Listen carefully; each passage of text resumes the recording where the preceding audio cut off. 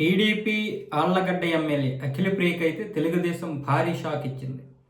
ఆవిడ్ని పిలిపించి పల్లా శ్రీనివాస్ అలాగే మిగతా సభ్యులందరూ కూడా నిలదీశారు. అసలు ఎమ్మెల్యే మీరా, మీ ఆయన ఎందుకు ఆగడాలు చేస్తున్నాడు? స్థానికంగా ఉన్నటువంటి ఈ బార్లు అలాగే మిగతా వాళ్ళ దగ్గర విపరీతమైనటువంటి ఇది వసూళ్లు చేస్తున్నారు. డబ్బులు వసూలు చేయడమే కాకుండా మీకు నచ్చినటువంటి వారికి కాంట్రాక్టులు ఇవ్వండి అని ఈ దబాయించడం, అలాగే అహోబిలంలో జరుగుతున్నటువంటి దారుణాలు, మీ యొక్క దాడులు అన్నీ చూసాము, అన్నీ ఇదిగోండి ఆధారాలతో సహా ఉన్నాయని చెప్పి పల్లా శ్రీనివాస్ వాళ్ళని ప్రశ్నించినట్లుగా దానికి అఖిలప్రియ ఎటువంటి సమాధానం చెప్పకుండా మౌనంగా ఉన్నట్లయితే టీడీపీ వర్గాలు చెబుతున్నాయి.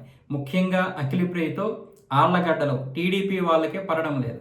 టీడీపీ వాళ్ళనే పక్కన పడేసి ఆవిడికి నచ్చినటువంటి వారికి కాంట్రాక్టులు ఇవ్వడం, ఆవిడికి నచ్చినటువంటి వారికి అన్నీ అప్పచెప్పడం, ముఖ్యంగా ఈవిడ ఎమ్మెల్యే అయితే వీళ్ళ ఆయన ఏమొచ్చేసి మొత్తం పెత్తనం చెలాయించడం అనేది అక్కడ టీడీపీ కార్యకర్తలు, టీడీపీ నేతలందరూ తెలుగుదేశంలో ముఖ్యంగా టీడీపీ అధ్యక్షుడైనటువంటి పల్లా శ్రీనివాస్కి కంప్లైంట్ చేయడం, ఆ కంప్లైంట్లు కొన్ని చంద్రబాబు నాయుడు వద్దకు వెళ్ళడం, చంద్రబాబు నాయుడు ఏమొచ్చేసి పల్లా శ్రీనివాస్కి ఆదేశాలు జారీ చేసి దాని గురించి వెంటనే వివరణ తీసుకోండి, మొత్తం ఏం జరుగుతుందో అఖిలప్రియని ప్రశ్నించండి అని చెప్పడంతో పల్లా శ్రీనివాస్ నిన్న అందరినీ ప్రశ్నించారు. ముఖ్యంగా అఖిలప్రియని పిలిపించి మొత్తం ఆధారాలతో సహా చూపిస్తే ఆవిడ దానికి సమాధానం చెప్పకుండా నా మీద కావాలనే బురద జల్లుతున్నారు, స్థానిక నాయకులందరూ కూడా నా మీద కక్ష పెట్టుకున్నారన్న విధంగా ఆవిడ మాట్లాడింది.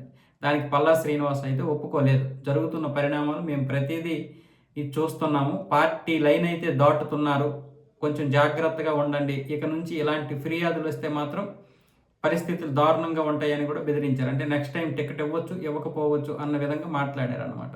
మొన్ననే బోండావమ్మని పిలిపించి మాట్లాడినటువంటి పల్లా శ్రీనివాస్ మళ్ళీ ఇప్పుడు అఖిలప్రియని పిలిపించడంతో ఇప్పుడు అక్కడ తెలుగుదేశంలో ఉన్నటువంటి చాలామంది నేతలు వాళ్ళ యొక్క లైన్ని క్రాస్ చేయకుండా చూస్తున్నారు.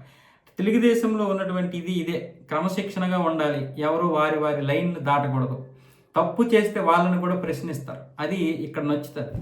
మిగతా పార్టీల్లో ఇది కొరవడింది, కాకపోతే ఇలా మాట్లాడితే కొంతమందికి నొప్పి వస్తూ ఉంటుంది.